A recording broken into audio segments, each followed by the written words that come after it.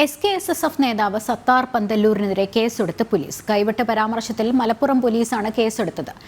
മുഖദ്ദസ് സന്ദേശയാത്രയുടെ സമാപന സമ്മേളനത്തിലായിരുന്നു സത്താർ പന്തല്ലൂരിന്റെ വിവാദ പരാമർശം. സമസ്തയുടെ പണ്ഡിതന്മാരെ പ്രയാസപ്പെടുത്തിയാൽ കൈവെട്ടാൻ പ്രവർത്തകർ ഉണ്ടാകുമെന്നായിരുന്നു സത്താർ പന്തല്ലൂരിന്റെ പരാമർശം. മുഖദ്ദസ് സന്ദേശയാത്രയുടെ സമാപനത്തിലായിരുന്നു സംഭവം. ഞങ്ങൾക്കാരോടും കടപ്പാടില്ല. ഞങ്ങൾക്ക് ഒരേ ഒരു കടപ്പാടേ ഉള്ളൂ. അത് സമസ്ത കേരള ജംഇയ്യത്തുൽ ഉലമയോട് മാത്രമേ കടപ്പാടുള്ളൂ.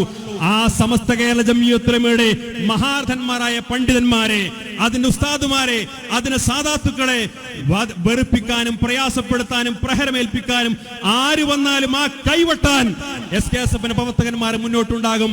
ഇതിനെ അപമര്യാദയായിട്ട് ആരും കാണേണ്ടതില്ല.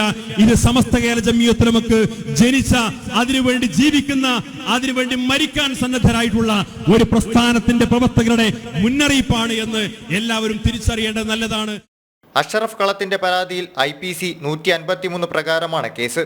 അതേസമയം കേസുമായി മുന്നോട്ടു പോകുമെന്ന് പരാതിക്കാരനായ അഷ്റഫ് കളത്തിങ്കിൽപ്പാറ വ്യക്തമാക്കി.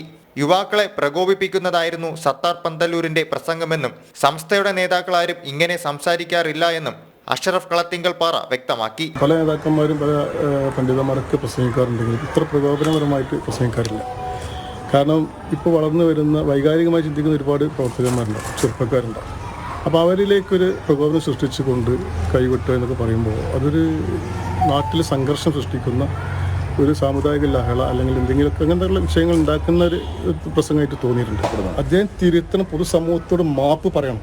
കാരണം ഇത് വലിയൊരു വിഷയമാണ്. ഇപ്പോൾ ഒരു കൈവെട്ട് കേസിൻ്റെ ഒരു തിക്തഫലം പ്രത്യേകിച്ച് മുസ്ലിം സമുദായം അനുഭവിച്ചുകൊണ്ടിരിക്കുകയാണ്. ഇതിൻ്റെ ആ ടൂണ്, ആ അദ്ദേഹത്തിൻ്റെ ബോഡി ലാംഗ്വേജ് ഒക്കെ നോക്കുമ്പോൾ ഇതൊരു പ്രകോപനം സൃഷ്ടിക്കാൻ, ഒരു കലാപം സൃഷ്ടിക്കാൻ, തൻ്റെ മുന്നിലുള്ള അണികളെ ആവേശഭരിതരാക്കിക്കൊണ്ട് അവരെ കലാപത്തിലേക്ക് ഇറക്കി വിടുകയാണ്. പട്ടിക്കാട് ജാമിയ സമ്മേളനത്തിൽ നിന്ന് പന്തല്ലൂർ അടക്കമുള്ള ലീഗ് നേതാക്കളെ മാറ്റി നിർത്തിയിരുന്നു. ഈ വിവാദം തുടരുന്നതിനിടെയായിരുന്നു പരാമർശം. സത്താർ ഫൈസിയെ തള്ളി സംസ്ഥയും രംഗത്തെത്തിയിരുന്നു.